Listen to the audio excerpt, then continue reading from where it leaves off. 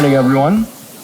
My name is Joe Atala, and I'm a financial advisor at RBC. Now, you might be asking yourself what RBC is doing at a tech conference for high school students. I'm not here to give you financial advice, I promise.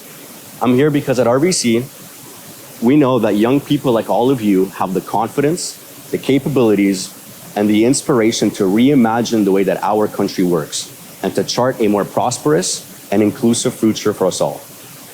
But we recognize that you're facing critical barriers to successfully transitioning from school to work, whether it's joining a corporation, a small business, or starting your own venture. But that's why we have announced our largest commitment in RBC history. RBC Future Launch is a 10-year, $500 million commitment to helping Canadian youth like all of you prepare for the jobs of tomorrow.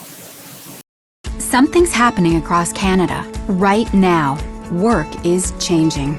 Around half the jobs we know today will soon be either drastically different or won't exist at all.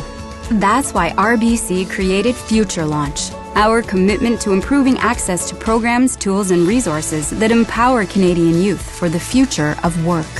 Because while we can't predict the future, we can be ready for it. By 2020, 33% of all jobs will have different core skill sets, so we'll help young people gain new skills.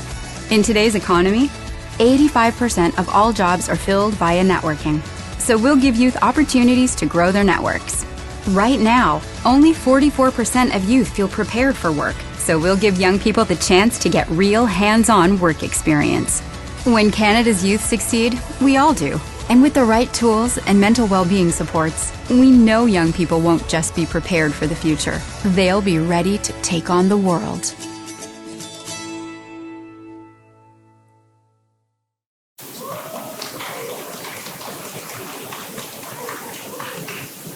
So I'm going to share with you a little bit about my life. In high school, from the age of 14 to 17, I worked a total of 6 different jobs.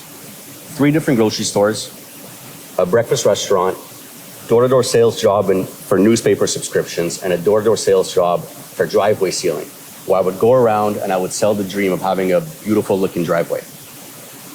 When I graduated from high school, I moved to Montreal and started attending McGill University. During my first year, I worked 2 jobs.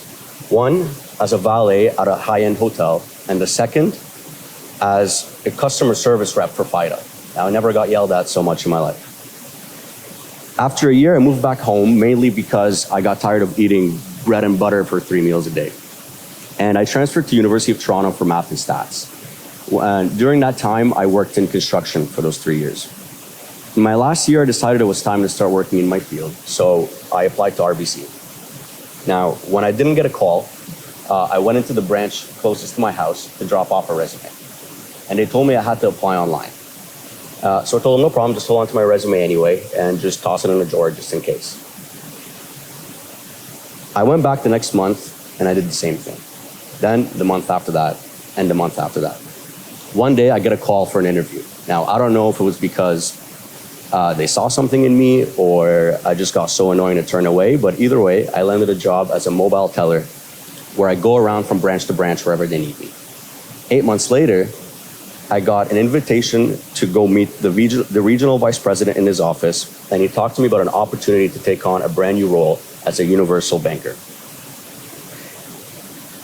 8 months after that, I got promoted again to a banking advisor and stationed at the biggest branch in our market. A year later, I got promoted again to a financial advisor, where I take care of many things from personal clients to business clients. I even go out to companies and I take care of reviews for their employees' pension plans. I also have the privilege of taking on extracurricular activities through RBC Future Launch, where I go to different high schools and I do workshops around financial literacy.